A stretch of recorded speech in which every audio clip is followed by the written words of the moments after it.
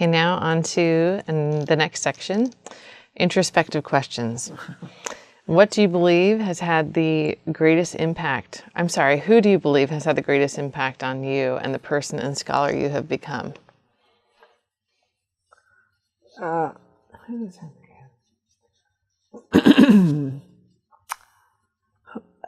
It's very hard for me to answer that question. I went through a doctoral program in which I had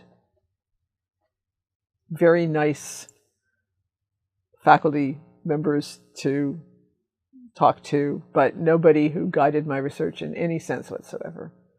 I moved to a linguistics department at the University of Amsterdam, where I learned for the first time, somewhat systematically, some linguistics from collaborating with people there, but not from anybody. Mm-hmm.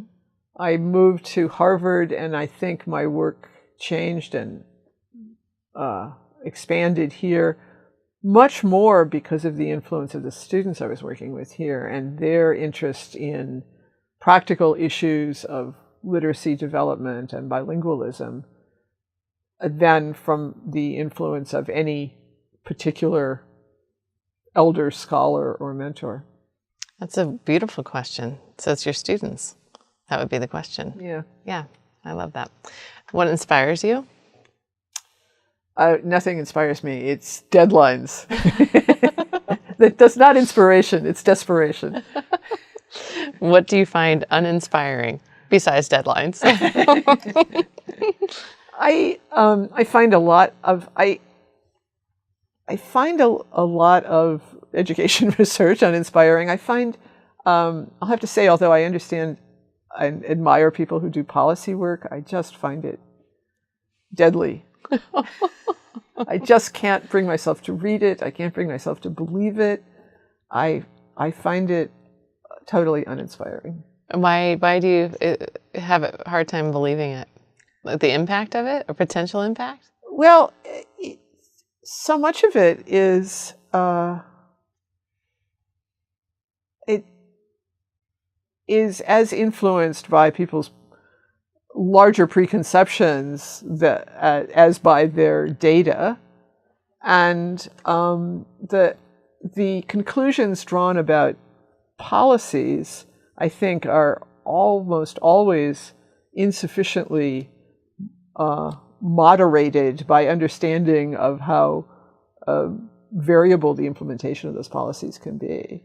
Okay, interesting. What is your favorite word? I don't have a favorite word. Okay. What's your favorite curse word?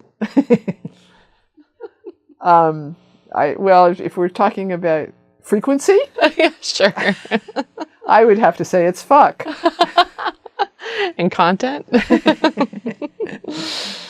What profession other than your own would you have liked to attempt?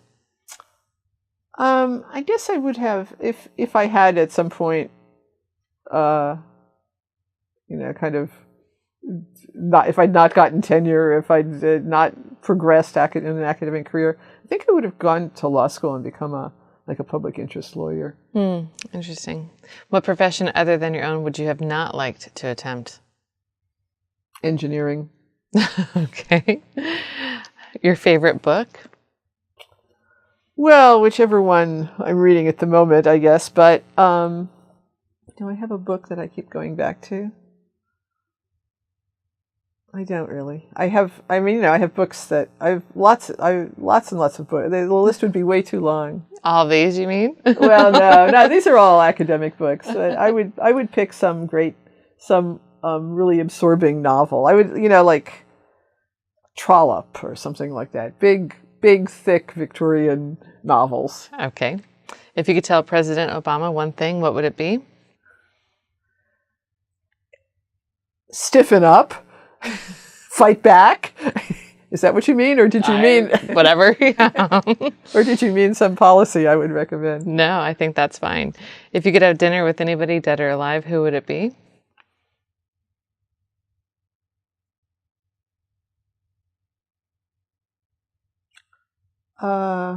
Why am I doing this? I don't know. Or some good conversationalist, right? Walt Whitman or somebody like that. If heaven exists, what would you like to hear God say when you arrive at the pearly gates? This is not a topic I think about. I am quite convinced that if she has any sense, she will keep me out. Okay, finally, what advice might you offer to graduate students and beginning researchers who hope to make a contribution like you to educational research? I tell graduate students this all the time, that they can think strategically, they can think about publications and about networking and so forth, but ultimately they've got to be working on something they just really love, because there are lots of points in graduate student career and in early academic life where it's really a slog. I mean, finishing a thesis is a slog. Writing the third revision of a paper after it's been rejected twice is a slog. And if you don't really care about the content and the topic, it's not worth it. Mm. When asked to capture the essence and nature of Dr. Catherine Snow, your son, Nathaniel, explains that you are adored by all of your former students.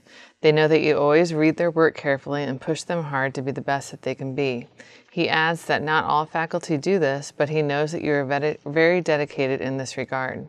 You have always been very generous with your time and hospitality in your home as well. He describes you as a great scholar and a great mentor. Your friend and colleague, Dr. Suzanne Donovan, cites your stockings as a symbol of your ever-present lightheartedness, adding that there is an element of fun in you that makes you a delight to work with. She explains that you know who you are and you really never try to be anyone else, and that makes you one of the most enjoyable people she knows. Your longtime friend and colleague, Dr. Robert Selman, describes you as a polyglot, conversant in many diverse languages. He explains that you have a deep and abiding vocabulary and are quite capable of finding the exact right word for a situation or action that is needed. Often it is a word that no one else has heard much of or about. He adds that fungible, that is mutually interchangeable, and pusillanimous, that is showing a lack of courage or determination, are your favorite, some of your favorite words. Your friend and colleague, Dr. Maria Carlo, notes that you have seem to own a children's book or parenting book applicable to any problem a parent can face. She recalls that she once complained about how difficult it was to pack her son's lunch every day, and without thinking of it much, you pulled a book from your bookshelf on how to pack interesting lunches and gave it to her. She cites your intellectual curiosity as the attribute she most admires and appreciates in you. You give freely in the hope that people will move ideas in many different directions and towards many different purposes. Your friend Robert Selman overall captured the sentiment of many when describing you as simply Catherine the Great, noting that in a university filled with highly talented and competent people, you stand out for your intelligence, articulateness, and generosity of spirit. Everyone wants you to do all of the heavy lifting, and you do it with ease, to the disbelief of those around you. For your colleagues, your personal and professional lives meld into an exceptional scholar/humanist. For someone who is so direct and no nonsense, you are admired and by many loved for this. Thank you. And on behalf of all of us, educators, scholars, future educationists, educational researchers, and the like, we thank you, Dr. Catherine Snow, for everything you do and for most importantly, for being you. Thank you. Thank you for the interview. It was a pleasure. This was fun.